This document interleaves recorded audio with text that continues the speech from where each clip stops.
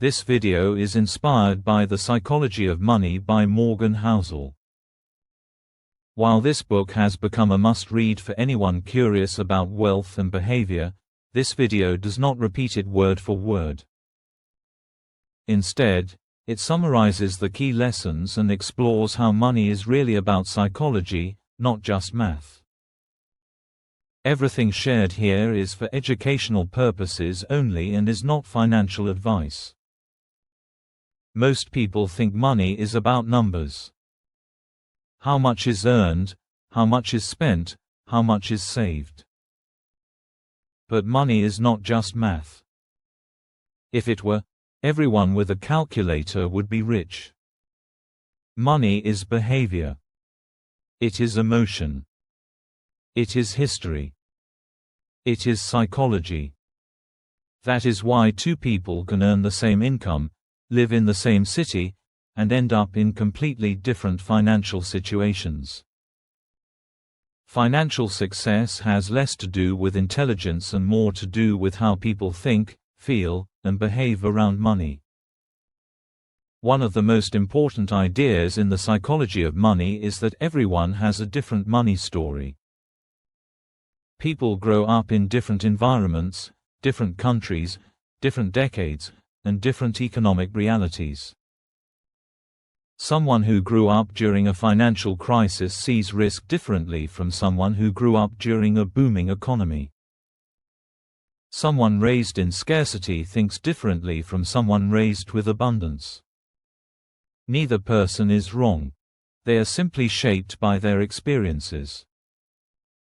This explains why people argue endlessly about money advice, why one person says debt is dangerous while another says debt is a tool, and why one person fears investing while another sees it as obvious. People are not reacting to the same world, they are reacting to their own past. Understanding this removes judgment and comparison, which are two of the biggest barriers to financial clarity. Another core lesson is that being reasonable matters more than being rational. Traditional finance assumes people are rational, but real humans are emotional. A rational investor might stay fully invested during a market crash, but a reasonable investor understands fear and builds a plan that allows them to sleep at night. The goal is not to make the smartest decision on paper. The goal is to make a decision that can be stuck with for decades. The best financial plan is useless if it is abandoned under stress. Long-term success comes from strategies that are sustainable, not optimal, and that can survive the ups and downs of life and markets. Luck and risk play a bigger role than people like to admit. When success stories are told, effort is highlighted, discipline is praised, and hard work is celebrated. But timing, chance, and randomness are often ignored. Two people can make the same decision and get different outcomes. One becomes a success story, the other becomes a warning. This does not mean effort does not matter, it means humility matters. Understanding the role of luck prevents arrogance. Understanding the role of risk prevents overconfidence. It also reminds people not to judge themselves too harshly during setbacks. A powerful idea is the difference between being rich and being wealthy. Being rich is visible. It is spending, cars, clothes, and houses. Wealth is invisible. It is money not spent. It is options. It is flexibility. Most people admire rich lifestyles, but few people admire restraint. Wealth is built through what is not seen, through patience, through delayed gratification, through saying no when saying yes feels good. The hardest part is that wealth often looks boring, but it is also unstoppable. Compounding is another concept that is misunderstood. Compounding rewards time, not intensity. Consistency beats brilliance. The biggest financial successes often come from doing simple things for a very long time, saving regularly, investing steadily, and avoiding catastrophic mistakes. There is no dramatic moment, no overnight transformation, just quiet progress. People underestimate compounding because results are slow at first, then suddenly overwhelming later.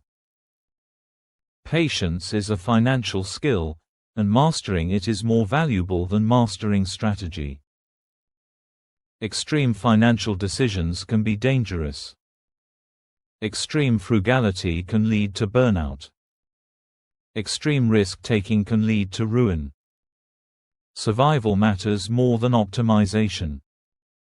The goal is not to win the money game quickly but to stay in the game long enough for compounding to work.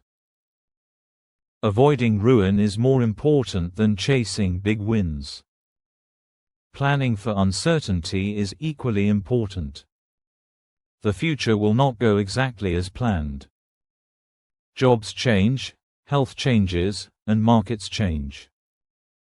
The best plans leave room for error, including emergency funds, conservative assumptions, and buffers. Financial resilience comes from expecting surprises, not pretending they will not happen. Freedom is the highest form of wealth. Money's greatest value is control over time. Being able to choose when to work, who to work with, and what to say yes or no to is far more valuable than luxury. This kind of freedom does not require expensive cars or designer clothes. It requires margin, spending less than earned, avoiding debt that traps future choices, and building buffers. The more flexible life becomes, the richer someone truly is. Comparison is dangerous. People compare themselves to those who have more but rarely see what those people sacrificed. They see the lifestyle, not the stress, debt, or risk. Comparison creates dissatisfaction regardless of income. The cure is defining what enough looks like. Without a clear definition, money becomes a race with no finish line. Confidence should be balanced with humility. Past success does not guarantee future results. Markets change, life changes. Good decisions can still lead to bad outcomes. Staying humble keeps people adaptable. Staying flexible keeps people safe. At its core, money is a tool, not a scorecard or a source of self-worth. Those who use money to buy status often lose peace. Those who use money to buy freedom often gain it. Financial success is not about impressing others. It is about reducing stress and increasing control over life. The most important takeaway is that anyone can build wealth without being a genius. What matters is patience, consistency, and understanding oneself. Money rewards behavior that can be repeated over decades, and the best strategy is one that fits who someone truly is, not who they wish to be. Always remember, this video is for educational purposes only and is not financial advice. Everyone's situation is unique, so always do your own research and make decisions that fit your personal circumstances. Your results may vary, and no single approach guarantees success. If you found this video helpful, don't forget to like the video and subscribe to the Sense Vault for more simple, practical money tips. Hit the notification bell so you don't miss future videos. Remember, progress over perfection, 1 cent at a time.